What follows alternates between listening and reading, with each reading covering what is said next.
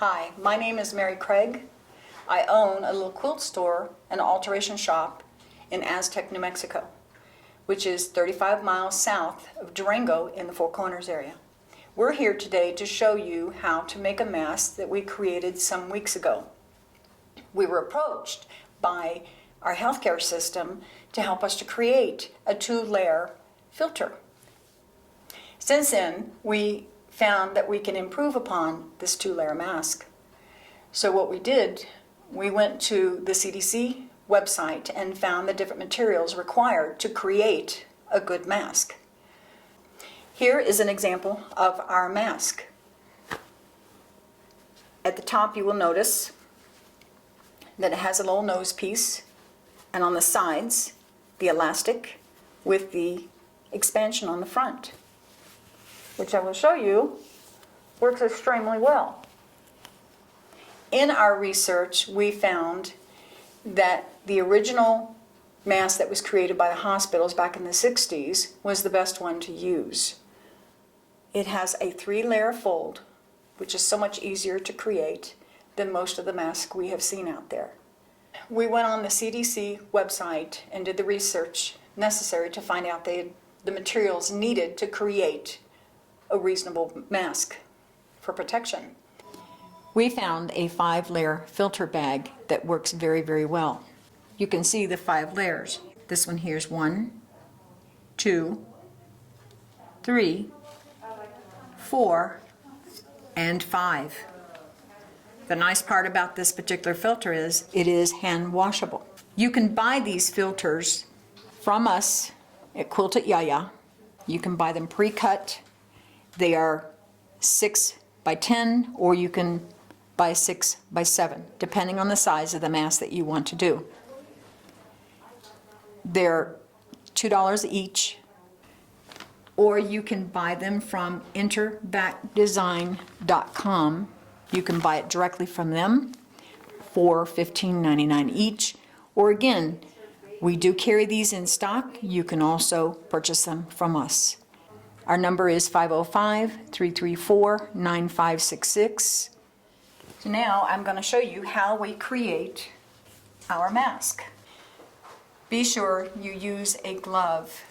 You can get these at any Joann store or even online, but this glove we use to keep from getting cut when we use our rotary cutter. You can use the rotary cutter, or you can use a pair of scissors to cut this. So this is pretty thick. Step 1 is cutting the filter. So what I'm going to do, I have a metal ruler that I use, which is easier to cut. The thinner the better, because this fabric is pretty thick. Again, you will notice that it is a lot easier to cut with a smaller ruler. So now we cut off the edge of our filter. We turn the other side and do it again. We then pull out the sides on this filter. You will find with this filter you can make approximately 3 masks with it. I cut off the sides just right to the edge because you want as much of the fabric as you can. Everybody has, some people have a bigger face than others. We have found our mask making them 7.5 inches wide, which is approximately the size of the mask that is used in the hospitals. Okay, we have both sides separated. Now we're going to split this. We cut the outer edges. So now, if you'll notice, the filter is approximately 12 inches long. So what we do is cut the filter in half. I usually measure out approximately where it's going to be, lay my ruler down, and cut it again. So this will create 2 masks. Okay, then I take my other piece. This one I cut to 7 inches because sometimes people's faces are wider or deeper, and this part is the best one to make it with. So I cut it approximately 7 inches. And there you have 3 filters for your masks. 2 are at 6 inches, 1 at 7 inches. With children, however, you can cut them a little bit shorter. Step 2 is cutting the fabric. In the quilt world, we use fat quarters. A fat quarter is an 18 by 22 inch piece of fabric. I fold my fat quarter down to approximately 7 inches. Out of this fat quarter, you can get approximately 2 masks. I turn my fat quarter around and I cut it off at 7 inches. Now these measurements are based off of the mask that we are currently making. The reason we're cutting it off at 7 inches is because we do need a seam. We're going to piece together the 2 pieces here in a few minutes.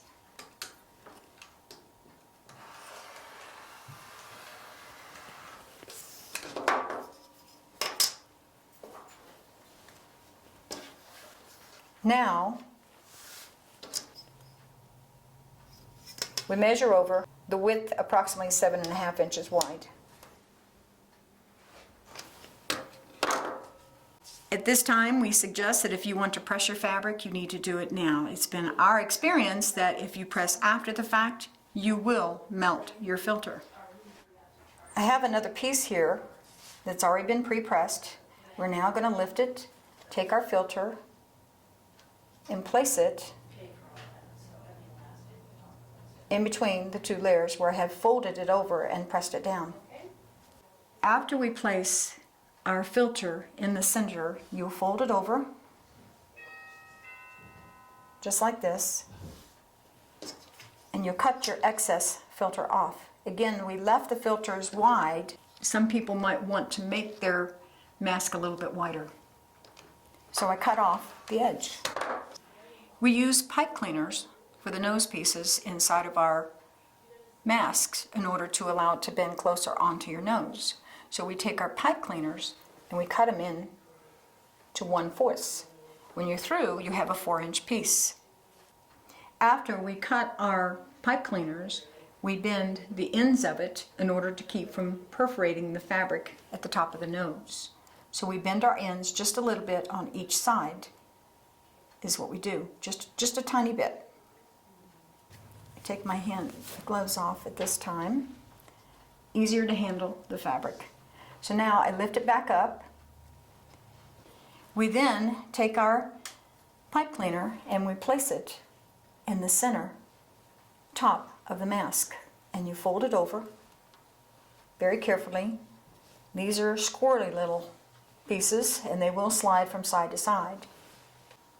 After inserting it, we take pins here and I put it in just barely at the top to hold the pipe cleaner in place because it will slip. Just a little bit at the top. We're now going to sew down our pipe cleaner. Okay, we're going to go forward and back a couple times because we don't want our pipe cleaner coming out. Turn. Again, you can tell where your pipe cleaner is, you can feel it. I do approximately 3/8 of an inch from the edge because it will shift a little bit. Sew down the length of the pipe cleaner.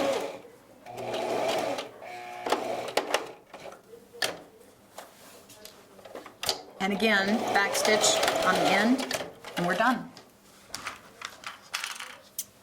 Clip off the excess fabric, the excess thread.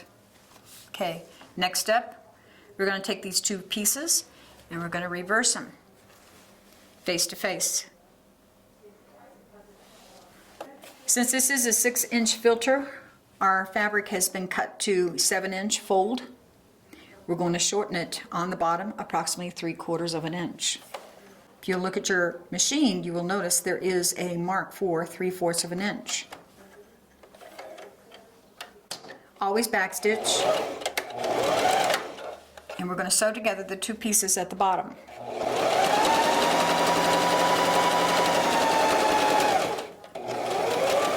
Again, backstitch and cut off your excess. Okay. Now we're going to trim up the bottom of this piece approximately 3/8 of an inch.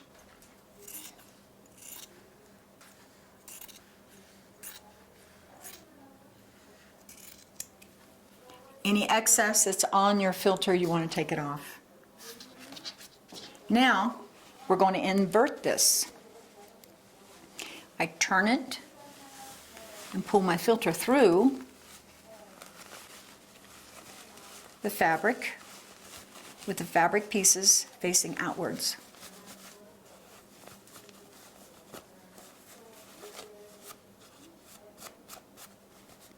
You want your filter to set on the edge on each side. What I try to do is make sure the filter is just on the edge underneath where the seam is. Next, I take my ruler and I go up to center, or go up to the edge of it to flatten it so that I can run my seam on the bottom. Now I pin the bottom to hold it in place. If it looks like it's trying to slip, you're going to take your ruler and go back in there again, kind of flatten it out. You do not want to press your mask at this time, because unfortunately what will happen, it will melt. Next step, we're going to top sew it on the bottom side of the mask.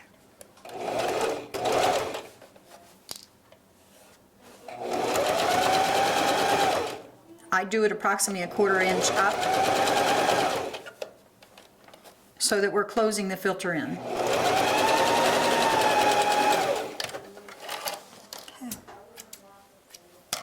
At this time, you may want to use your lint roller to remove any debris that's on your mask.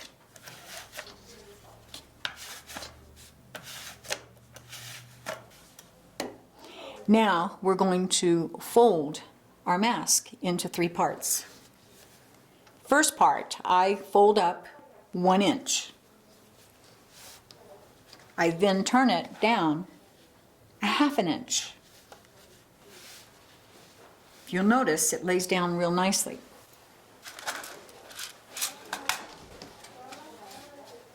Since this is a filter, I suggest the only place that you pin is on the outer edges, just barely to hold down your folds. What we're trying to do is not perforate any area that is in the breathing area. So again, I'm catching the edges of it, so it just simply holds it. I do the top approximately 1 inch again, as I stated, in 1/2 inch fold. Now I go to the bottom next. Take the bottom and I fold it up approximately 1/2 inch fold and turn it downwards. And again, pin the outer edge to hold my fold in place.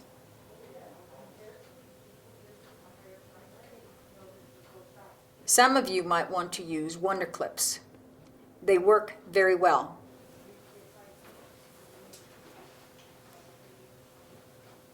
I like using these because it holds better. I grab the center and do my 3rd fold. This is where you can make the adjustment needed to get the proper distance on your mask.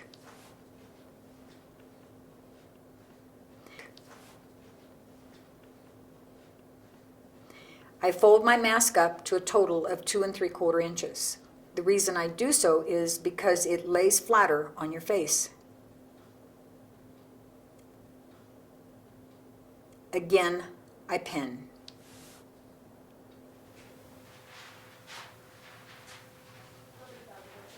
Same thing on the other side. Measure it out to approximately 2 3/4. You can use a variation. We do it between 2 1/2 and 3 inches. 2 3/4 is my preference. And again, pin, so you have your triple fold.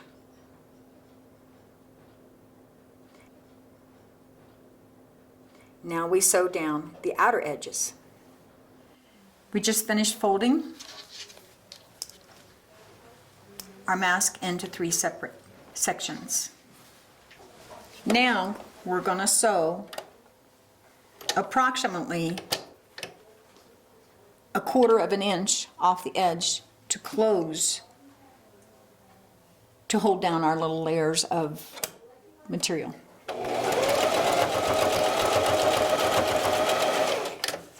We do one side, then the other side.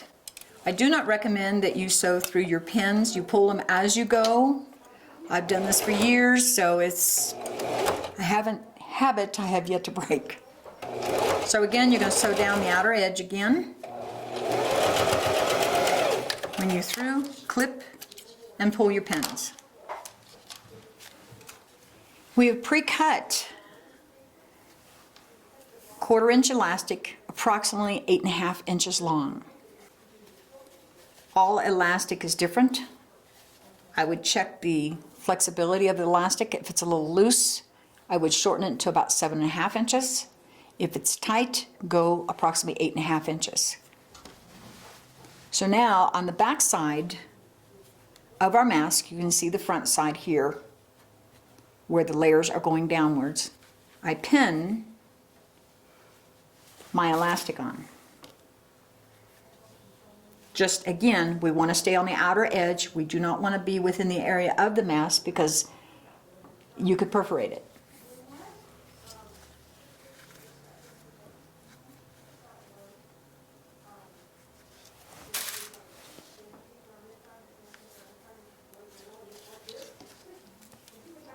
And I do it on each side.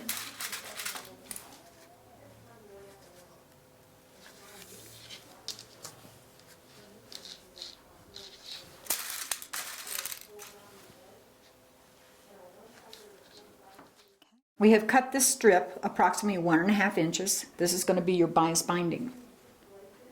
This is what's going to close your outer edge of your mask. So I take the front side of the fabric facing inwards on the edge of my mask, and I leave approximately 1/2 inch on the outer edge, and I pin it. Bring it across and do the same again on the opposite side, and you pin it. Okay? Then I cut it approximately 1/2 inch away, and do the same on the opposite side. And again, cut the excess off. I now sew approximately 3/8 of an inch, which is usually the width of your foot on your sewing machine. And I sew down all pieces together.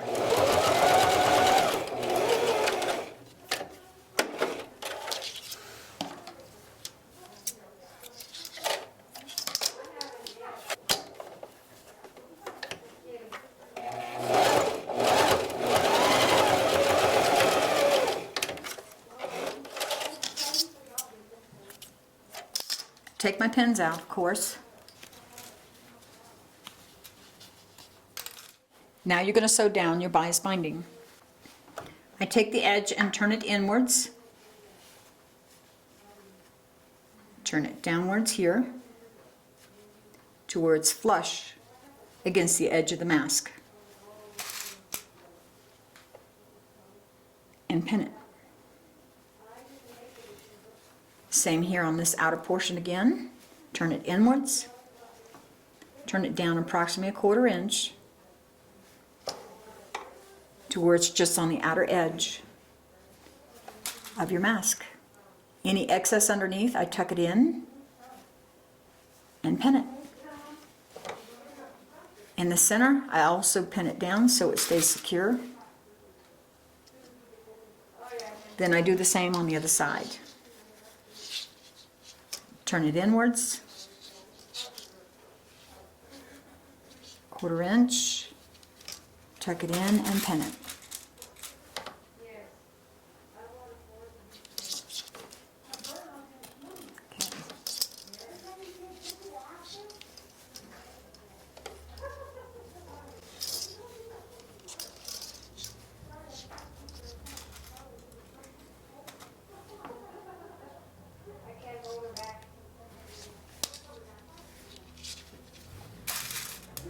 Now we're ready to sew again. Next step. Always backstitch when you're sealing it off.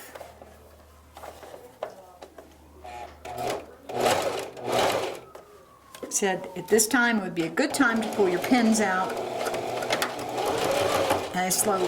And I sew right along the outer edge.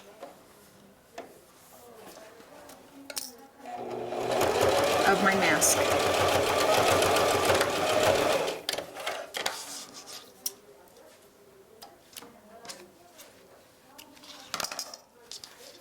I do it again on the opposite side. Now we've closed the outer edge of our mask. And this is an optional step, and that is stabilizing our elastic. Again, you can wear it at this point, but again, to keep it from pulling out, we've added the additional step in. Go to the back side of your mask, and I pin it in place because we don't want it to slip. You pin on all four corners. Again, I stress this is optional because this part's a little tricky. Now you're ready to sew. What I have found is better to go to the bottom one first. It's easier to tack down this way. If you try to start it at the top, it's going to jam on you. Take your time at this point because you are sewing over your needle. Go about 3 or 4 times. Leave your needle in, lift, pull your pin out, and turn. I lift my needle out, move down to the next elastic, and sew it again 2 or 3 times to stabilize it. And I pull it out. I do the same again on the opposite side. Go to the one on the bottom first because it will jam. You want to trim off the excess threads that you have. The nice part about these masks are they are washable. We highly recommend that you hand wash them in warm soapy water. When you're finished, you hang them to dry. Based on our research, we feel this is a pretty safe product. As you can see, it fits pretty comfortably. It is washable. That's the nice part. You don't have to go out and buy another one. We again hope you stay safe and stay well. Thank you.